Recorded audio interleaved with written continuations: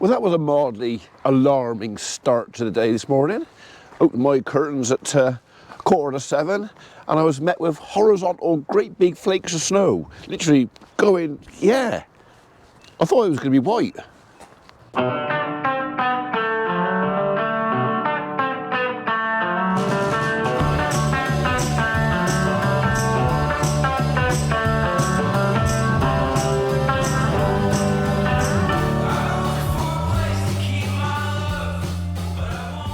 Right, we've arrived.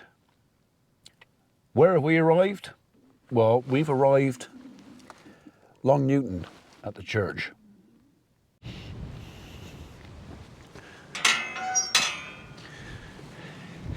So, well, you probably guessed why I'm in a churchyard. There's not many reasons for me to come to the churchyard. Weddings, funerals, and trees. And in today's case, a pollarded horse chestnut. We pollarded this tree, oh, years and years ago. We did this, but I mean, the reason we pollarded it was because of this. These big old Ganoderma brackets. That's an old one. What we've got here? 1, 2, 3, 4, 5, 6, 7, 8, 9, 10, 11, 12, 13 years. That's been growing on there. Same down here, the top layers of this fella's actually gone. So, and this year, actually we've had a growth spurt this year. He's obviously found a new source of nutrition. Living Ganoderma brackets or big brackets are a problem. They are a good indication that there is decay in the tree. But while they're alive, there is a food source in the tree. They haven't completely hollowed it all out, so there's still something left. If you've got your tree covered in these and they're all dead, as in like these chaps, that's a worse sign, because that basically means the fungus has exhausted all the food source and yeah, there's nothing left. So it's probably just like a big sponge. And that is a big old tree. Even our biggest saw is going to struggle to get around that. Management committee for the church, I think they're on about taking this down. I don't know whether we can monolith this, because he's not completely dead yet. There is still a bit of life left in there. Excuse the chewing gum, my ears wouldn't pop. Right, he hasn't actually grown a lot since the last time we worked on this, which was about 5 years ago. So vigour and vitality, low. Probably more concerned about how well these branches are attached than this down here. Okay, well, look at that. Next up is a holly tree. Nothing wrong with the tree. It's what it's doing, which is pushing the wall over. Somebody planted it too close. They're both planted too close, but I think that bit of wall's okay. We'll have a look from outside. Yeah, no direct damage there, but you can see the problem here. The wall is basically being lifted and pushed out, and that's not going to get better while he's there. Pays to think where you're going to plant a tree and how big it's going to get and how quick it's going to get there and what damage it can do. So yeah, before you plant that tree, think about it. Oh, that wind is bitterly cold. I know you couldn't come with me, it's a churchyard, okay? I let her out for a wee first. We had a little wander around here first. So she had a good sniff about, but yeah. Right, okay. Been there, done that. Time to go home for a bit of lunch, I think. Welcome back. It is, what's the time? It is just gone 2 o'clock. And I'm kind of hoping, the sun's been out for a couple of hours. I'm kind of hoping we're dry enough, put a bit of paint on. I don't know if I'm going to need this or not, or even if I'm going to move the trailer, but I think if I don't take it, I wish I had. And I can always put it back, you know. And it's a really heavy tin. I mean, I don't want to carry that 100 metres down there, do I? When I, you know, when I can carry it in there. Not that I can actually even put the trailer on for a minute because I've got it up on blocks. So, yeah, I'll have to go up with the skid steer and get it off the blocks if I'm going to move it anyway. So, I'm kind of thinking I am.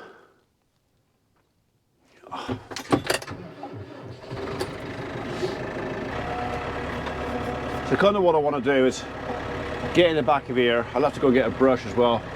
Brush the back of that out. If it's dry enough, scrape out what's left, bang some red oxide paint on there, and then probably tip it up into the sun a little bit. But that's if it's even dry enough to get in there. I reckon we've got reasonable chance. Mr. Jones came in day 4 yesterday, made a bit of a hole in my wood chip heap. Ellen, or Granny as he likes to call her, needed a bit of wood chip for the chickens. He rang me out and said, "Can I have a bit of wood chip for the chickens?" I said, "Yeah, coming up yourself." "How much can I have?" "We ain't gonna lose no sleep over it, Ed. Coming up yourself." So he did. So, and I haven't lost any sleep over it. Not a wink.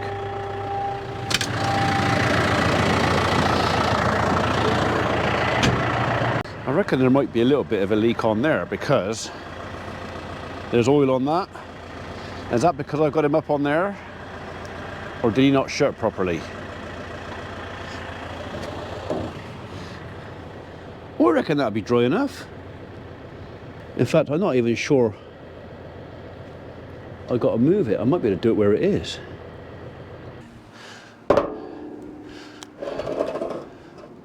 Stay. Oh, you go down there.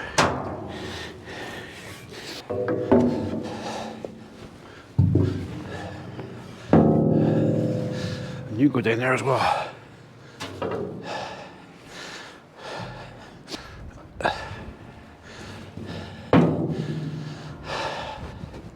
What do you reckon?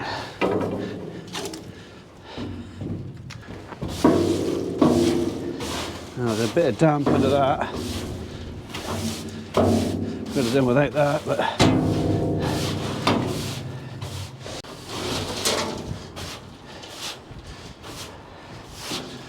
that's quite cold.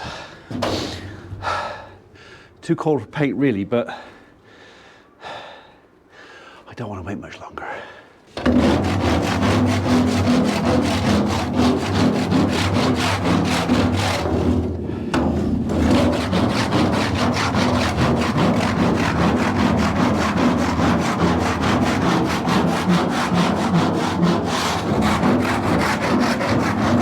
That's getting the loose stuff up.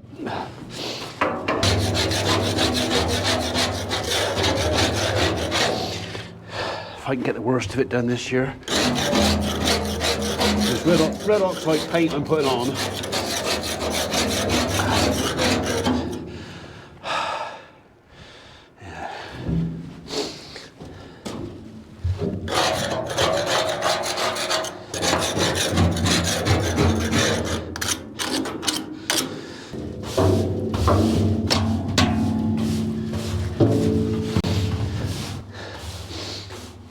I've got to appreciate I'm not going to get this perfect. That tailgate's swinging and you're moving and you're getting seasick. I don't want to leave that in there because that'll just make everything else rusty. I think I will put it on the tractor and I will put that in the sun. Not that we've got much left of that now. Another hour and a half, it'll be gone. But at least I can get the paint on. Then I can use the trailer.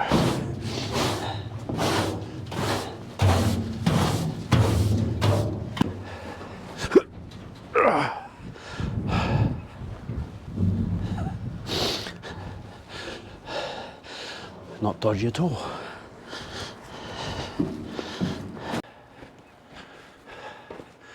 Bucket will do.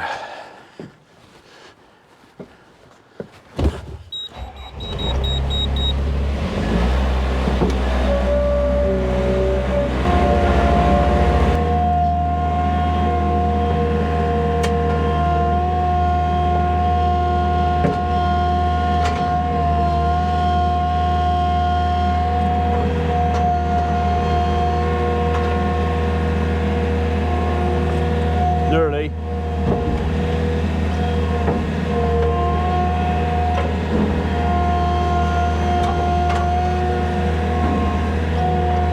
That's better.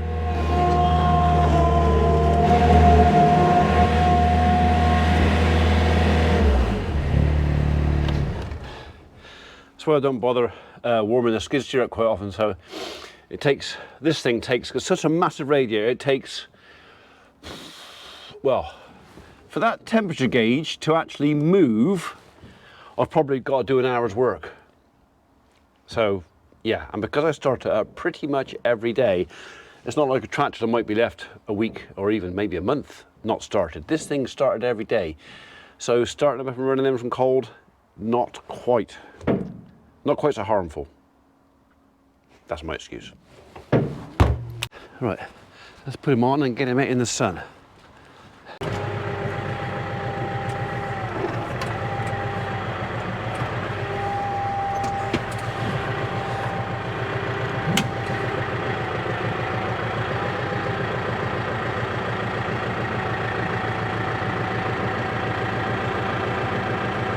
I don't know if I'm on or not.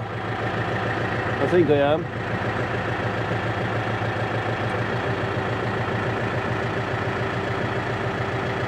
Feels good. Okay. In the sun with him. Gonna run over that block, maybe. Only a little bit.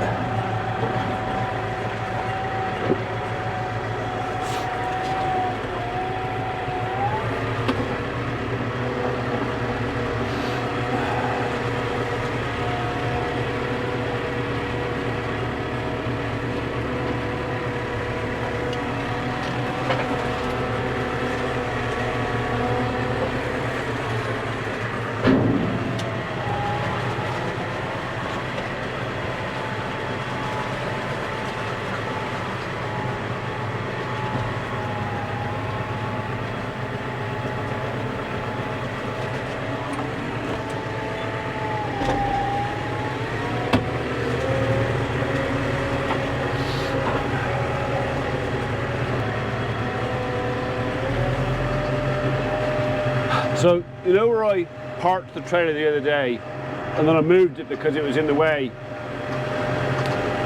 and parked it over there? Well, I'm probably going to park it back down there again in a minute because, well, just because, but maybe a bit further down, maybe. Later. That's in the shade, I want this in the sun. Cleaner in the yard. I can change my boots instead of getting back in there with mucky boots on. I can do it with cleaner shoes, maybe.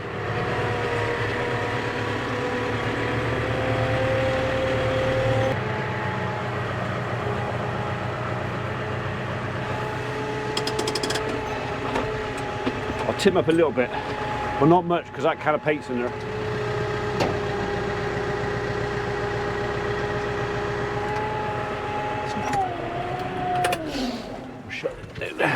Not only that, if I put it up too high, I can't get in. Oh, how's that happened then? My cattle are shut in the bottom right hand field. Who would have shut them in there? And why? We have had this before. We've had cattle down the bottom right hand field or something, and then someone's come walking up through and then seen the cattle coming towards them, and then because they're total cowards or completely ignorant, they shut the gate behind them so the cattle can't follow them. We have had it before, but Because that gate is tied back with wire. You can't shut it. That has to be deliberate. So yeah, if you don't want to walk amongst cattle, don't do it. And if you do want to walk amongst cattle, don't interfere. If I hadn't noticed that, they'd have been shut out all blinking night.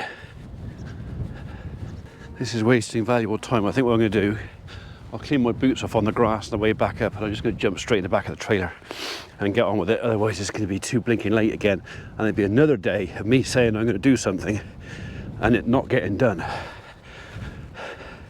Not the sort of reputation you want, really, is it? No mouth, no action. I'm coming, I'm coming. Yeah, no, I know, I'm coming, I'll be there. I'm not running. Yep, Avi's having some. Well, no, actually, she's having some. Avi's giving some. He's a giver, is Avi. He likes to give. He's generous. A generous giver.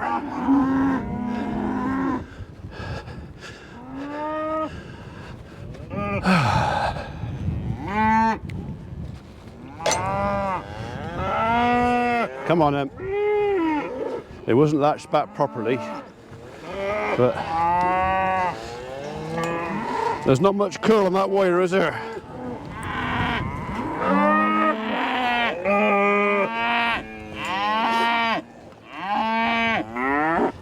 That's how it's supposed to be. What? What? Hey? What? Look, it wasn't my fault, I didn't do it. Right, you have to get out of the way. Excuse me. Excuse me. Do you mind? Just, thank you. Thank you. Right. You gonna follow me up or race me up? What do you reckon? I reckon they'll race me up.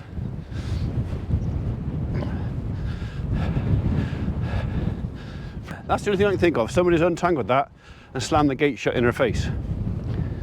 And shut them in there. Mind you, if one of them had pushed it hard enough, they would have pushed it home because the gate was not latched properly. And yeah, they can get back in the shed. Blimey, I can't tell, that wind's cold.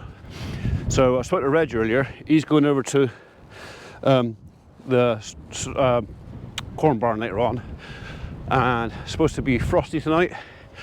If it's forecast frosty, freezing, we're going to have the fans on all night and see if we can get our crop temperature down a bit nearer 12. Below 15 is good, below 12 is spot on.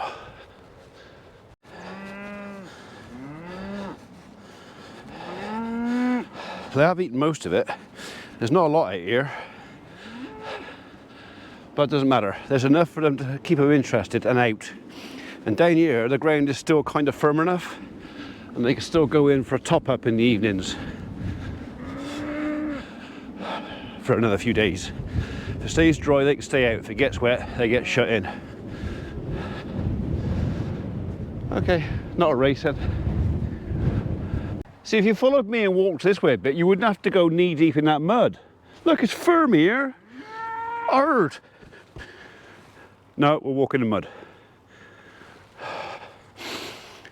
It does make you less guilty about eating them. Right, so that pot of red oxide paint been in the house all last night and all day today, although I know it's been out for the last half an hour, longer than intended, but it should still be warm enough to spread okay. Right, I'll get back up there now. It's further to fall. Now I've tipped it up a bit. Hey?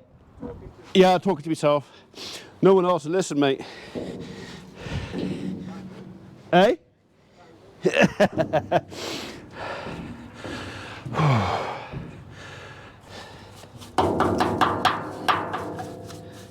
I get paint on it.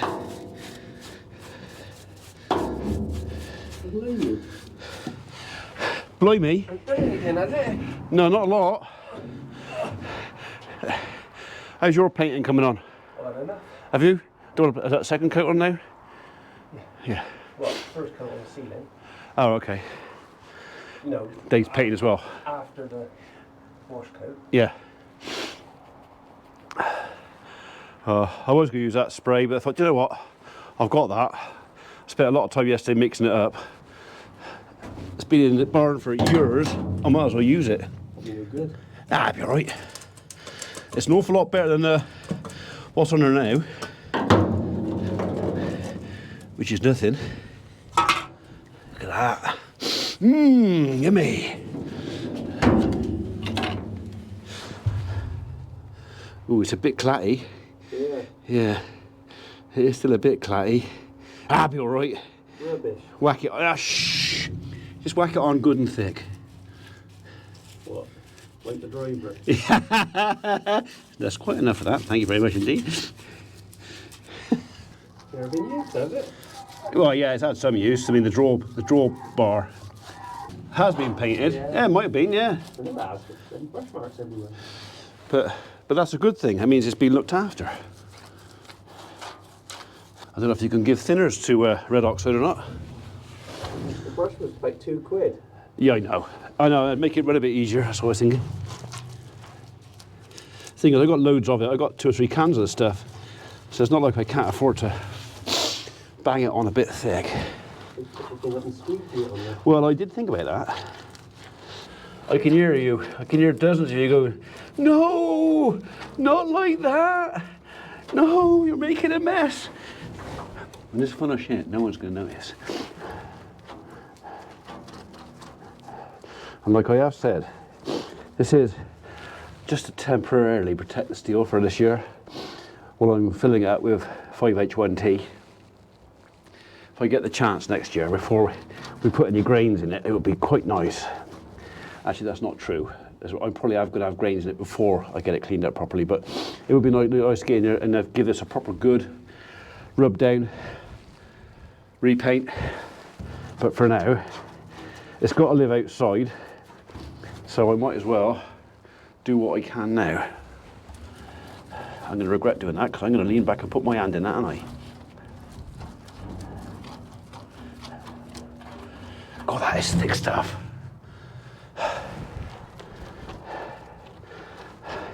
I reckon that's going to take a week to dry. Actually, it might take a month to dry.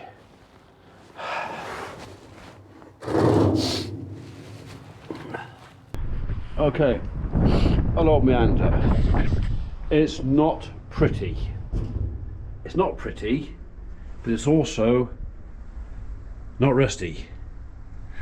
Well, it's a bit rusty underneath the paint, but it's red oxide, so not rusty.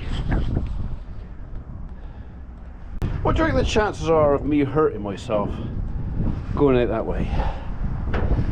Can't come off there. Can't come off there.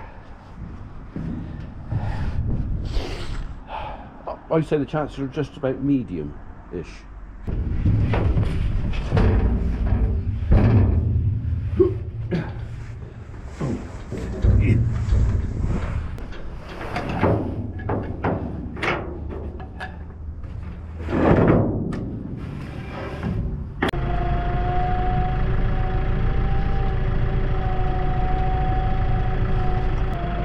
That's tomorrow. Right.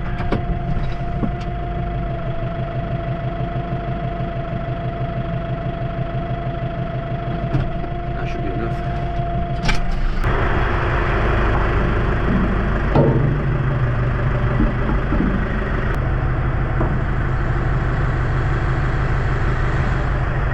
That should do it.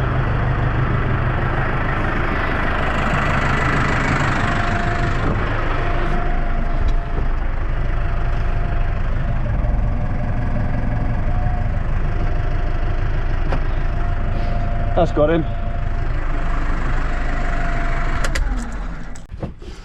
I can't find my coon hat. I'm very fond of my coon hat. It's disappeared. It's not in here. Not under there. Where's that gone? Is it in the Land Rover? It's not in my van, I checked there earlier. I'm running out of places to look. I wonder if somebody's half-inched it. Right.